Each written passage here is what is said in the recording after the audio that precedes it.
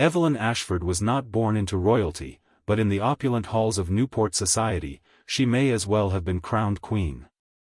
Her father, Charles Ashford, was a shipping magnate who had turned war profits into generational wealth, and her mother, Margaret Delaney Ashford, came from one of the oldest families in Boston. From the moment Evelyn was introduced into society at the tender age of 16, she captivated every room she entered. Her beauty was often described as aristocratic and terrifying, porcelain skin, ocean blue eyes, and a cascade of auburn curls that never once strayed from perfection. But it wasn't merely her looks that commanded attention. Evelyn possessed a mind far sharper than most men dared to admit, and a tongue that could cut more cleanly than any diamond brooch. She spoke French and Italian fluently, played the piano with such emotion that even hardened dowagers were known to weep, and carried herself with the poise of a woman twice her age. In a world built on appearances, Evelyn knew how to weaponize charm and wield grace like a sword. By the summer of 1885, just before her 20th birthday, she had become the unofficial empress of Newport's social season. Her family's estate, Rosecrest Hall, perched on a bluff overlooking the Atlantic, became the epicenter of every gathering worth attending. Garden balls lit by 1,000 lanterns, croquet tournaments judged by European aristocrats passing through, and dinners served on imported porcelain from Limoges, Evelyn orchestrated it all with seamless precision. The young women of Newport wanted to be her. The men, old and young, wanted to possess her. Yet, beneath the flawless choreography of her public life, Evelyn harbored ambitions that far exceeded marriage proposals and social clout. She read voraciously, poetry, philosophy, medical journals, even the suffragette pamphlets secretly circulated in drawing rooms after the men had left for brandy. Her private tutor, a quiet professor from Brown University who visited Rosecrest twice a week, once remarked to her father that Evelyn had a mind fit for Harvard, and a spirit ill-suited for chains. That comment, overheard by a maid and later repeated at the local grocer, sparked whispers that Evelyn Ashford was not the delicate flower her public image suggested. That she might, in fact, be dangerous. By 1886, marriage prospects arrived in a flood. Dukes, barons, railroad heirs, and sons of senators, all presented as suitors. Evelyn entertained them all with equal grace and detached civility. But she accepted none. It was a decision that unsettled her parents and enraged her mother most of all. Margaret Ashford had spent decades climbing the social ladder, clawing her way from Boston gentility to Newport royalty. For her daughter to reject the very security she had schemed to provide was not only foolish, it was offensive. One man, however, came closer than the rest. Jonathan Whittaker, the heir to a sprawling tobacco empire in Virginia, had both the breeding and the ruthlessness that Newport admired. He was tall, well-spoken, and rumored to have once killed a man in a duel in Paris. Evelyn did not deny his advances, nor did she encourage them. Instead, she played a delicate game of distance and proximity, always keeping him near enough to remain interested, yet far enough to remain mysterious. Society took this as courtship. But those closest to Evelyn, her lady's maid, her younger brother Henry, and her piano instructor, saw something different. Calculation. Strategy. A silent rebellion blooming under a velvet glove. It was also around this time that Evelyn began to vanish for hours at a time. Carriage rides without explanation. Long walks on the cliffs without her usual chaperone. A sketchbook filled with studies of things that had no place in the leisure life of a debutante, anatomy drawings, factory workers, newspaper headlines about labor strikes and missing girls from tenement districts. Her curiosity had shifted from salons to shadows, from soirees to secrets. Some say it was inevitable, that a mind like hers would seek out the forbidden. Others whisper she had already seen too much. But by the summer of 1887, it became clear to those paying close attention that Evelyn Ashford was not merely the belle of Newport. She was something else entirely. Something unpredictable. Something untethered. Still, she played her role flawlessly. Garden parties continued. Gowns were worn. gentlemen were entertained. And the Ashford name remained untarnished. But every performance requires an audience, and every mask, eventually, must slip. It was the night the ocean air turned warm too early in the season, when roses bloomed before their time and the moon lingered just a little too long. The Ashfords hosted their annual summer solstice masquerade at Rosecrest Hall, an event that had become more legend than occasion in the circles of Newport's high society. Lanterns swayed on silk cords stretched across manicured lawns, champagne flowed from crystal fountains, and a string quartet played waltzes that echoed faintly over the cliffs. The year was 1887, and Evelyn Ashford, then 22, stood at the height of her influence, adorned in a gown of black and silver that shimmered like dusk itself. No one could have known, not then, that this would be the night that broke her. Or perhaps, freed her. Guests arrived by the dozens, carriages lining the long gravel drive as footmen assisted ladies in gowns stitched in Paris and men in bespoke suits from Savile Row. Masks of velvet, porcelain, and hand-carved wood concealed identities just enough to allow flirtation to blur into something more dangerous. It was a game they played every year, one Evelyn had always mastered. But this time, her movements were slower, her smiles measured. She moved through the crowds like a ghost gliding over marble, pausing here and there to greet a duchess or to sip from a jeweled glass, but her eyes, those sea-colored eyes, searched for something or someone, not present. Then, he appeared. He was not dressed like the others. No mask, no coat of fine silk. His suit was dark, unremarkable, as if pulled from a lesser tailor's shelf. But his presence disrupted the air around him like a struck bell. Whispers followed him. He was not on the guest list. He had not been formally introduced. Yet there he stood at the edge of the ballroom, untouched by etiquette and seemingly indifferent to it all. Evelyn saw him. And something inside her shifted. Their first conversation took place behind the great marble fountain in the Ashford Gardens, away from the ears of debutantes and dowagers. It was brief, low-voiced, yet electrically charged. He called her by her first name without permission. She asked him why he had come. He answered with a question of his own, "Do you ever feel like you're playing a part that someone else wrote?" That was the moment. By midnight, the dance floor was alive with laughter and movement, but Evelyn had vanished from it entirely. She and the stranger, later identified only as Mr. Thorne in a single surviving journal entry, were seen walking toward the stables, masked in shadows. What occurred in those next 2 hours would fracture the very foundation of her carefully constructed life. Some say they argued, others insist they kissed. One footman claimed to have seen them standing beside the cliff's edge, her hand pressed to his chest as if trying to still a heartbeat too loud. There was no proof. No photograph. No confirmation. But by morning, Newport was alive with rumor. It wasn't just that she had been alone with a man no one knew. It was that she had chosen him, a man unworthy, unvetted, unknown.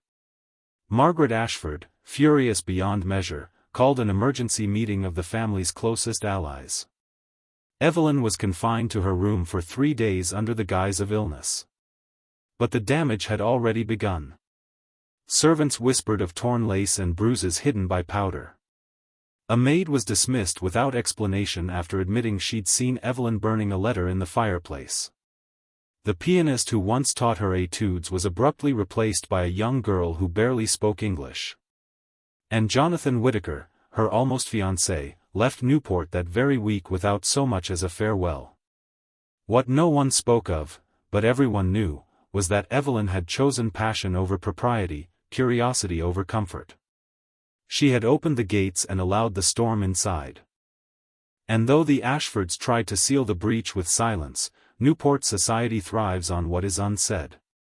The wine at every dinner party now tasted like speculation. Conversations curled like smoke around what she might have done, with whom, and why. She returned to public life 2 weeks later, radiant and unchanged on the surface. But her laugh no longer lingered, and her eyes no longer danced. She had seen something behind the curtain of her world, a truth, perhaps, or a lie that felt better than truth. Whatever it was, she never spoke of it. Not directly. But it followed her, invisible and undeniable, like the scent of fire clinging to silk long after the flame is gone. The diary was leather-bound, a deep burgundy shade worn smooth at the edges from years of use. A small silver clasp held it shut, more decorative than secure, and the initials, EDA, were etched on the inside cover in delicate cursive. Evelyn kept it hidden beneath a loose floorboard in her bedroom at Rosecrest Hall, beneath a tangle of forgotten ribbon, pressed flowers, and old letters tied in silk cord. It was not meant for posterity or sentiment. It was meant for truth. Within its pages, written in Evelyn's sharp, slanted script, lay the private account of a life far removed from the one she presented to the world. The earliest entries were filled with observations, quiet, poetic noticings of the hypocrisy around her. She wrote of dinners where men discussed politics they did not understand, of women who smiled while plotting each other's ruin. She described the silence after the ballroom emptied, the coldness of her mother's gloved hand, the weight of jewelry that never felt like her own. But over time, the diary became more than reflection. It became evidence. The first truly damning passage appeared in the winter of 1886. Evelyn described in exact detail a late-night meeting between her father and a known industrialist who had recently been accused of bribery and labor abuse.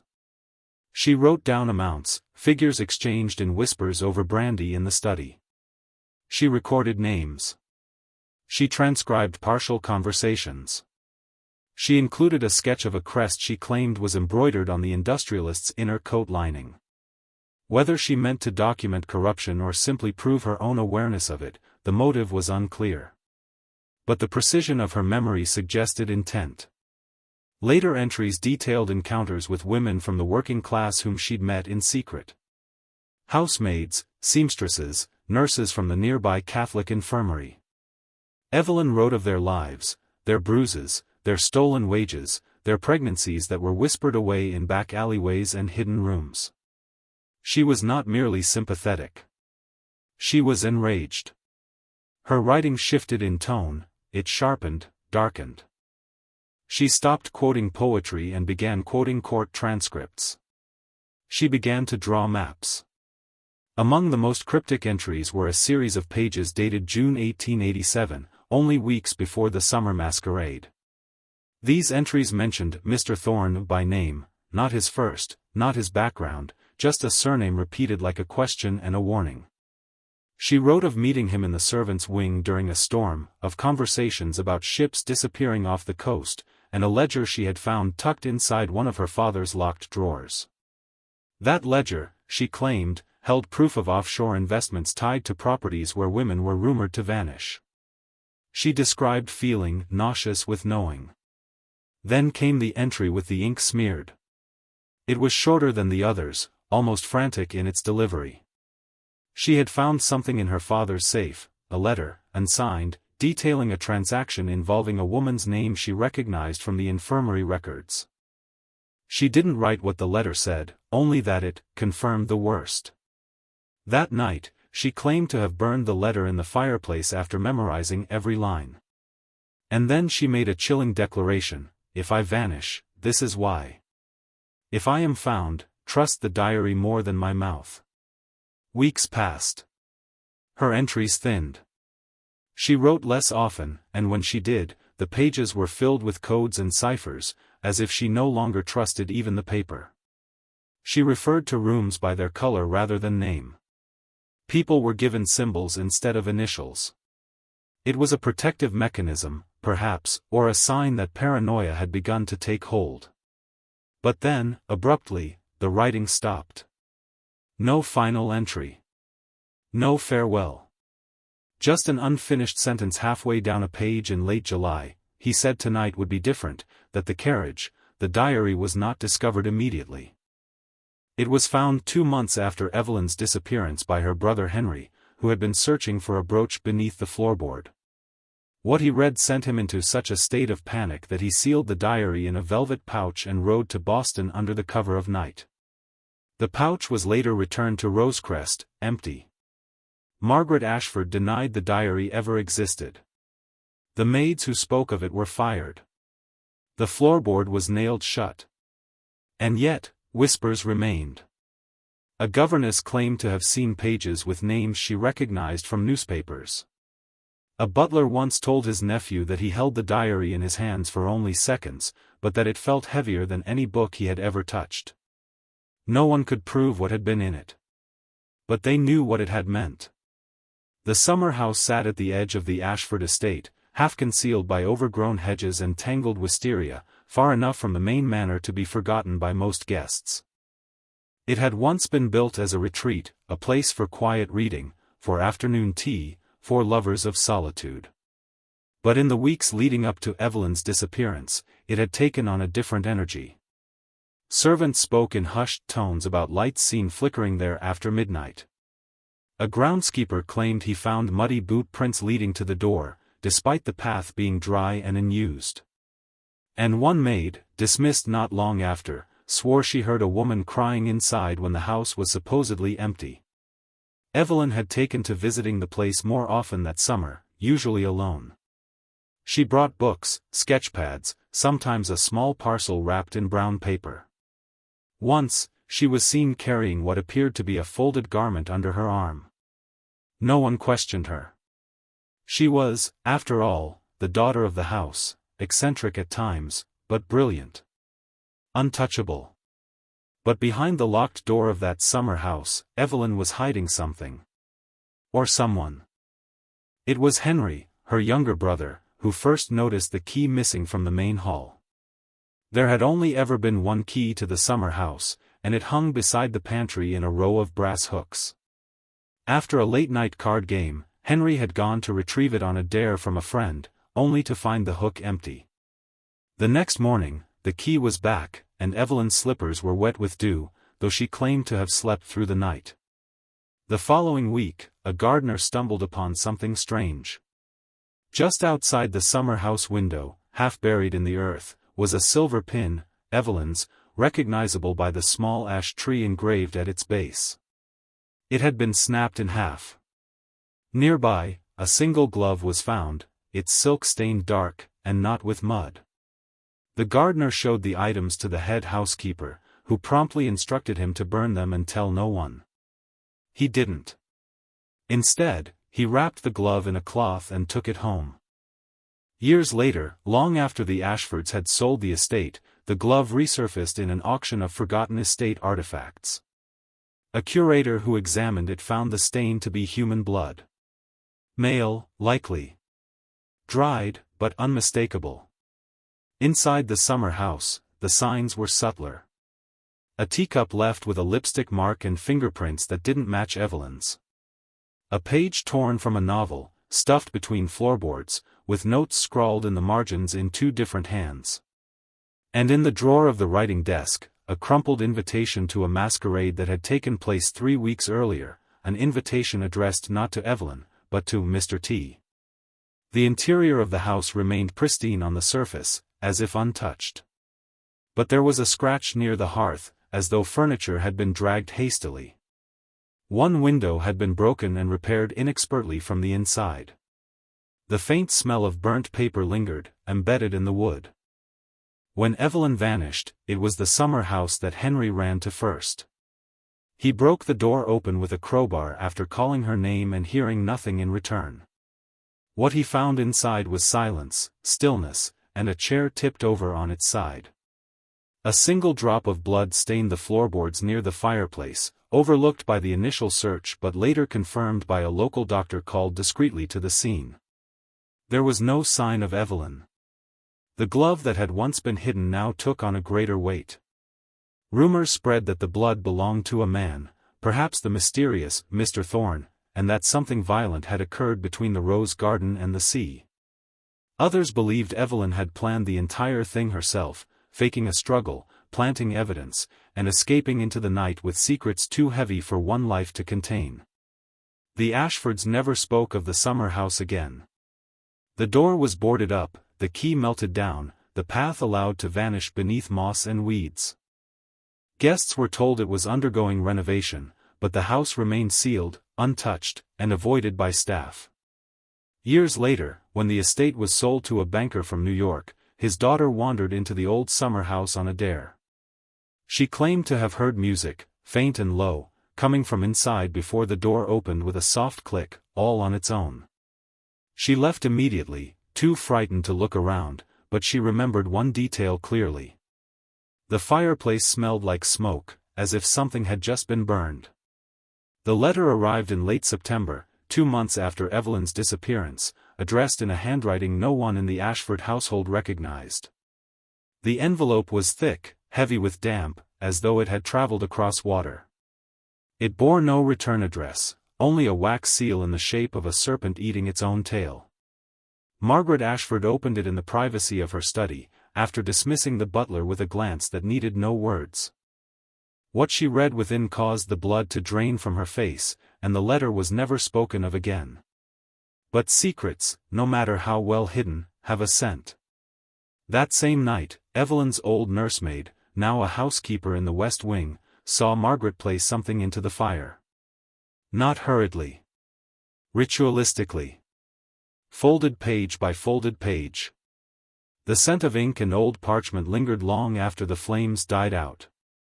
But the letter, as fate would have it, had already been read by someone else. Henry. He had been standing outside the study, behind the thick velvet curtain where he used to hide as a child. He had heard the rustling of the envelope, the hiss of Margaret's breath, the unmistakable break in her composure. And when she left to summon the family lawyer, she left the letter open on her desk. Henry stepped inside. The contents were written in code, or so it seemed at first glance. Sentences broken, words oddly chosen, phrases that shifted between clarity and confusion. But Henry, ever the scholar, recognized the pattern. It was the same code Evelyn had once used in her diary. She had taught it to him as a game, a cipher of transposed syllables and mirrored punctuation. It was her way of communicating safely, even from behind locked doors. He read it once, then again, committing each word to memory. The letter, though unsigned, was unmistakably hers. She wrote of a ship, unnamed, docked under false registry near Martha's Vineyard. She spoke of a ledger kept in a metal box beneath the captain's quarters, a box that held proof of her father's dealings with overseas agents, men involved in trafficking women and children under the pretense of orphan care and labor placement. She described names, dates, shipment codes that corresponded with entries in the very ledger she had once seen in the study. The implication was not only criminal but monstrous. She claimed to have fled the estate the night of the masquerade, helped by someone she only referred to as T. Together they traveled south, then east, eluding pursuers, not just hired men, she wrote, but ones who knew her family, who had likely dined in their home. Her tone was urgent, weary, yet resolute. She asked for no rescue, only silence. "If you love me, Henry," she wrote, "burn this, and forget my face." The Evelyn you knew died at Rosecrest. Henry did not burn the letter. Instead, he wrote it out again by hand, word for word, and hid the copy behind the wainscoting in the library's north wall. The original, as instructed, was returned to Margaret's desk. She burned it, believing it was gone forever. But the echo of Evelyn's voice remained. Months passed. Henry searched for further clues, but none came. The family lawyer made quiet visits to New York, then London, then Havana.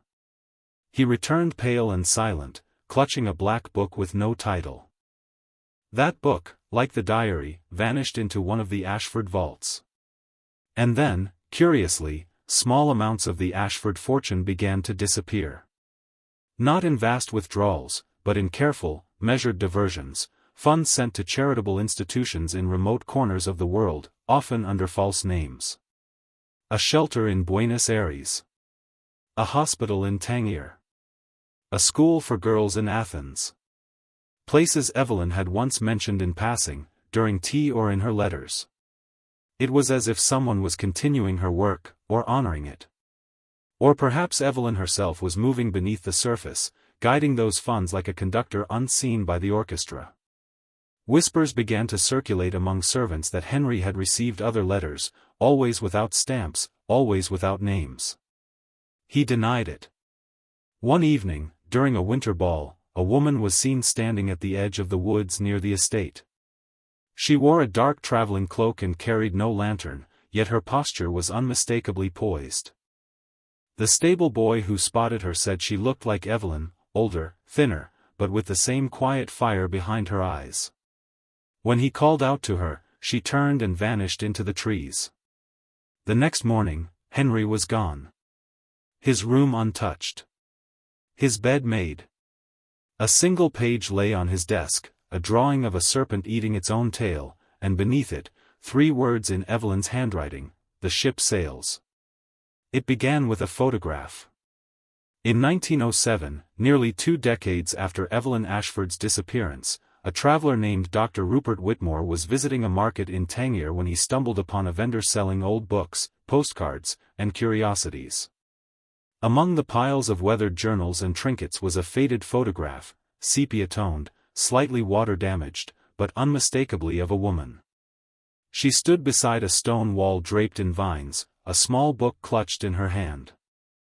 Her face was turned slightly from the camera, but the tilt of her chin, the sweep of her dark hair, and the unmistakable fire in her gaze sparked something in Whitmore. He had been a guest at Rosecrest Hall once, long ago. He had danced with Evelyn Ashford. He bought the photograph for a few coins and returned to England with it, placing it under a glass frame in his study. When he shared it with a fellow scholar who had also known the Ashford family, the man went pale and immediately insisted it had to be her. But how? Evelyn would have been 41 by then, yet in the photo, the woman could not have been older than 30. Time, it seemed, had touched her differently. Over the following years, more sightings were reported. A nurse in Paris claimed to have treated a quiet Englishwoman at a convent hospital in Montmartre, who spoke fluent Arabic and once quoted John Donne in perfect recitation. She vanished in the middle of the night, leaving behind only a brooch shaped like an ash tree. In Alexandria, a bookseller received a bulk shipment of rare medical texts, all annotated in the margins with the same delicate script found in Evelyn's diary. In Chile, a missionary orphanage received a generous donation from a Miss E.A., with instructions to build a garden in the back, filled with lavender and thyme. None of these were proof, but the coincidences began to tangle. Then came the testimony of Agnes Morley, a maid who had served the Ashford family briefly in the 1880s and later emigrated to Canada.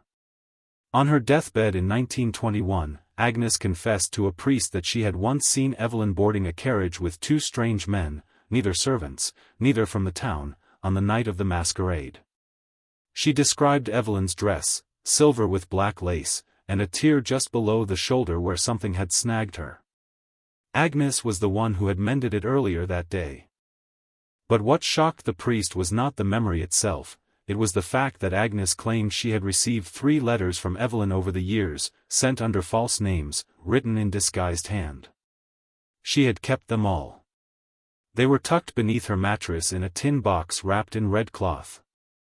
The letters described travels across Europe and North Africa, brief mentions of a man named Thorne, and repeated warnings never to speak to anyone from the Ashford circle. Agnes said she was afraid, but also honored. She believed Evelyn had survived, and that she was doing something righteous, something larger than anyone had understood. When the box was opened after Agnes's death, the letters were gone. Only the red cloth remained, and a single slip of paper bearing a symbol no one could decipher. By the 1930s, Evelyn had become legend, part ghost story, part feminist myth, whispered among women who fought for suffrage and autonomy. Writers romanticized her as a martyr, a rebel born into the wrong century. Artists painted her as a veiled figure crossing borders, a vigilante haunting the corridors of colonial power.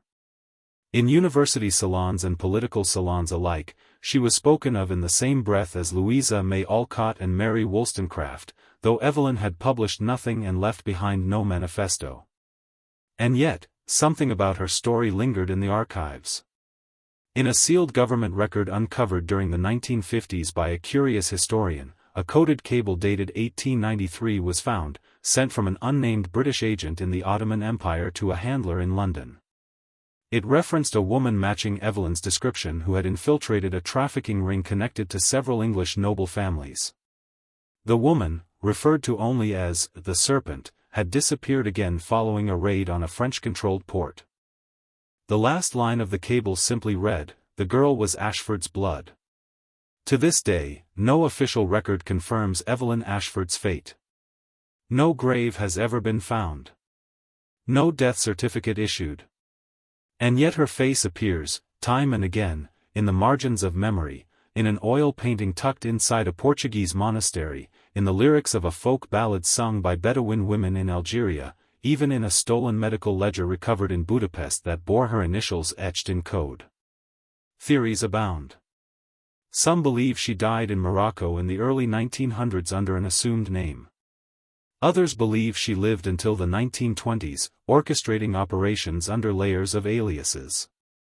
A few claim she returned to England once, disguised as a widow from Naples, and attended the funeral of her mother, Margaret Ashford, from the back of the cathedral, face veiled in black. One elderly groundskeeper swore he saw her leave a single white flower at the grave, though no one else did.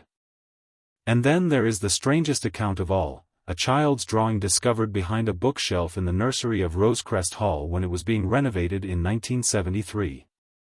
It showed a woman holding hands with a little girl, standing at the edge of a cliff, looking out to sea. Written beneath it, in uneven crayon script, were 4 words, "Mama says she's watching." 5.